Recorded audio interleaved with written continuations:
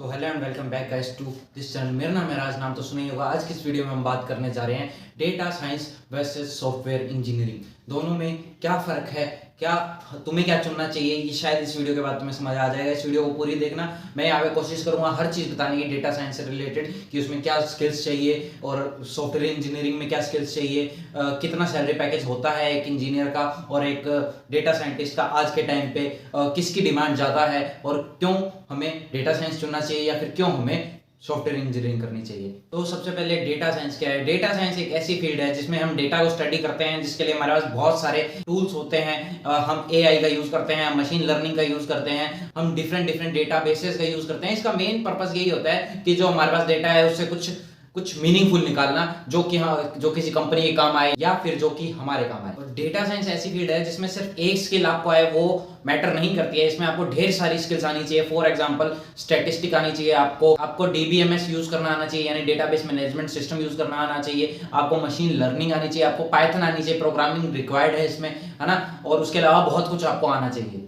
वहीं पे software engineering क्या है। सॉफ्टवेयर इंजीनियरिंग में हमारा मेन काम होता है एक सॉफ्टवेयर डेवलप करना। अपनी इंजीनियरिंग जो की होती है उसका ज्ञान यूज करके एक सॉफ्टवेयर बनाता है, उसको मेंटेन करता है, उसको चेक भी करता है कि कैसा काम कर रहा है, उसको पब्लिश भी करता है। सारा कुछ जो होता है सॉफ्टवेयर से रिलेटेड वो सॉफ्टवेयर इंजीनियर करता है।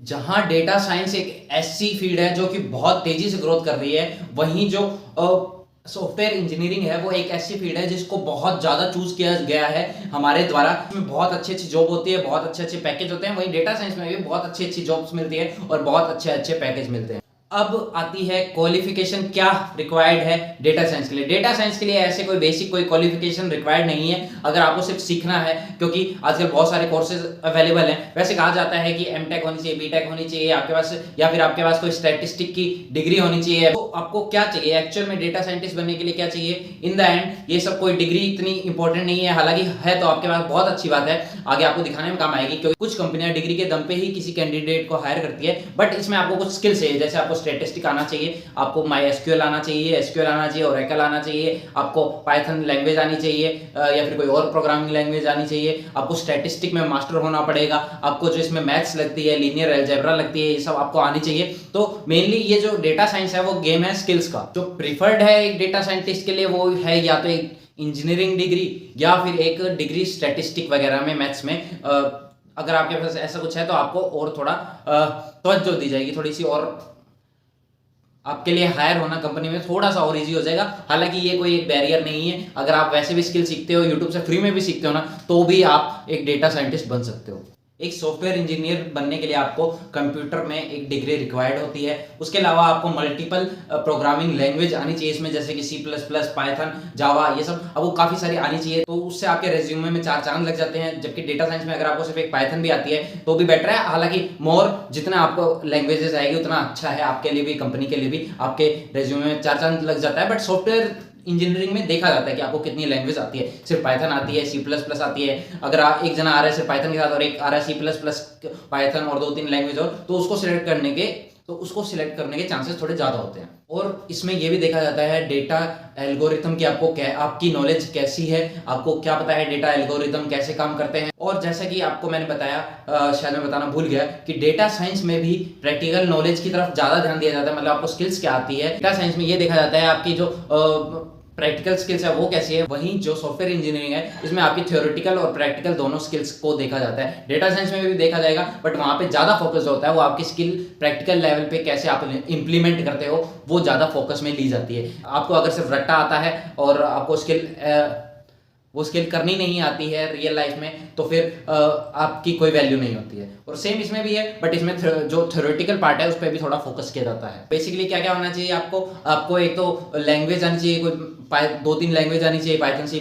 उसके अलावा आपके पास एक कंप्यूटर साइंस से रिलेटेड कोई डिग्री होनी चाहिए और आपको डेटा एल्गोरिथम की समझ होनी चाहिए। अब बात करते हैं डेटा साइंस में करियर्स की, मतलब कौन कौन से जॉब, अगर आप डेटा साइंस सीखते हो तो आप कौन कौन सी फील्ड में जा सकते हो, इसी से रिलेटेड जो फील्ड्स है। पहली तो है data analyst, quantitative analyst, business analyst, marketing analyst, operation analyst, ऐसे करके बहुत सारी फील्ड्स आती है इसमें। और इसमें जो करियर पाथ होता है वो कुछ इस तरह होता है। आप मान लो डेटा साइंटिस्ट बन रहे हो तो जो करियर पाथ है आपका वो कुछ इस तरह होगा कि आप पहले तो एक जूनियर डेटा साइंटिस्ट हो गए, या फिर इंटर्न से शुरू करते हैं, इंटर्न हो गए, फिर डेटा साइंटिस्ट हो गए, फिर सीनियर डेटा साइंटिस्ट बनोगे, फिर आप मशीन लर्निंग इंजीनियर बन सकते हो, फिर उसके बाद आप लीड डेटा साइंटिस्ट बन सकते हो और इन द एंड गोल आपका ये होना चाहिए कि अगर आप अपने करियर के हाईएस्ट मुकाम पे जाना चाहते हो तो चीफ डेटा ऑफिसर बन सकते हो।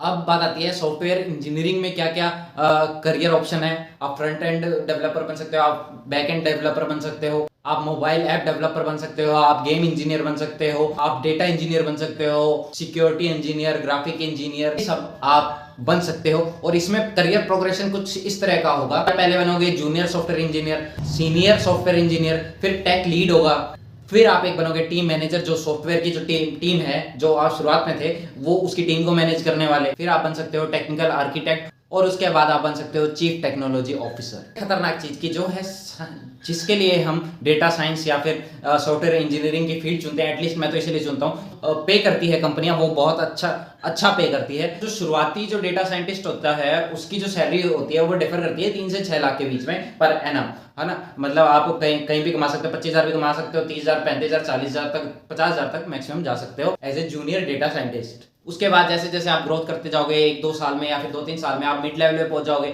वहां पे आपकी सैलरी होगी कुछ अराउंड 6 लाख से लेकर 10 लाख के बीच में, और ज्यादा भी हो सकती है depending on your skill, depending on your luck, depending on your hard work, ये ज्यादा भी हो सकती है। ऐसा जरूरी नहीं कि इतना ही हो। कहीं मान लो आप माइक्रोसॉफ्ट का इंटरव्यू क्रैक कर देते हो, फिर तो क्या ही दिक्कत है, फिर तो आप पैसे ही पैसे में खेलोगे।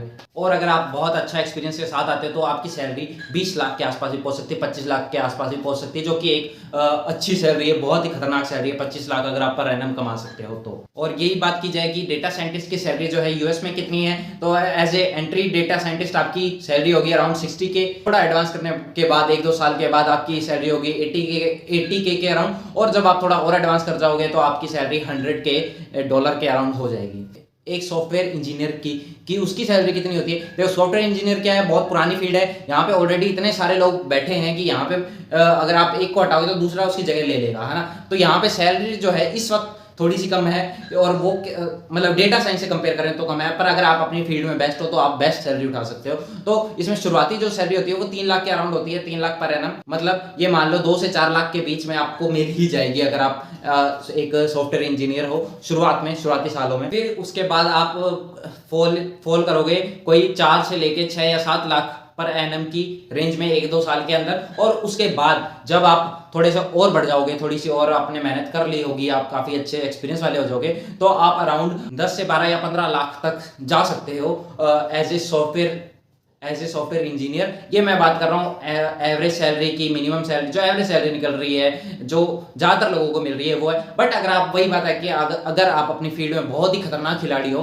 तो आप बहुत ही तगड़ी सैलरी भी उठा सकते हो। वहीं अगर यूएस की सैलरी की बात की जाए तो यूएस में जो सॉफ्टवेयर इंजीनियर होते हैं उनकी जो सैलरी है बहुत अच्छी है as compare to Indian software engineer. वहां पे ऑलमोस्ट सेम है एंट्री लेवल सॉफ्टवेयर इंजीनियर की 60K के अराउंड, उसके बाद आप पहुंच जाओगे 80K के अराउंड, उसके बाद आप पहुंचोगे 129K के अराउंड, 130K डॉलर के अराउंड। तो अब बात आती है आपको कौन सा करियर चूज करना चाहिए। आप कोई सा भी करियर चूज कर सकते हो अपनी एक्सपर्टीज के हिसाब से, क्योंकि डेटा साइंस में आपको कोडिंग लैंग्वेज के साथ आपको स्टैटिस्टिक भी आनी चाहिए, आपको मैथ्स भी आनी चाहिए, आपको मशीन लर्निंग भी आनी चाहिए। वहीं जो आपकी एक सॉफ्टवेयर इंजीनियरिंग की डिग्री है, जॉब है, उसमें आपका मेन फोकस होना चाहिए, आपको प्रोग्रामिंग लैंग्वेज आनी चाहिए और वो भी बहुत अच्छे से आनी चाहिए। दोनों ही करियर जो हैं बहुत अच्छे डिमांड में, आप कोई भी चूज कर सकते हो अपनी एक्सपर्टीज के हिसाब से। अगर आप बहुत अच्छे हो स्टैटिस्टिक वगैरह में तो आपको डेटा साइंस चुनना चाहिए, वहीं अगर आप कोडिंग में बहुत अच्छे हो तो आपको सॉफ्टवेयर इंजीनियरिंग चुनना चाहिए। बाकी आपको चुनना चाहिए अपने दिल के हिसाब से, जो आपका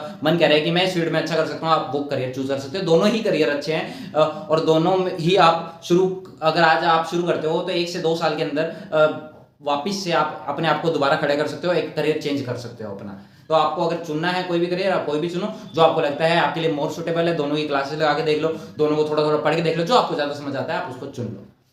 तो बस आज की वीडियो में इतना ही। उम्मीद करता हूँ ये वीडियो पसंद आई होगी। अगर ये वीडियो पसंद आई है तो कृपया इस वीडियो को लाइक के साथ शेयर भी किया करो। मेरे को पता है तुम्हें लाइक करने में मजा आता है, बट शेयर करने में मेरे को लग रहा है मजा नहीं आता है, तो शेयर भी किया करो। तो आज की वीडियो में इतना ही। बाय बाय, शब्बा खैर, जय हिंद।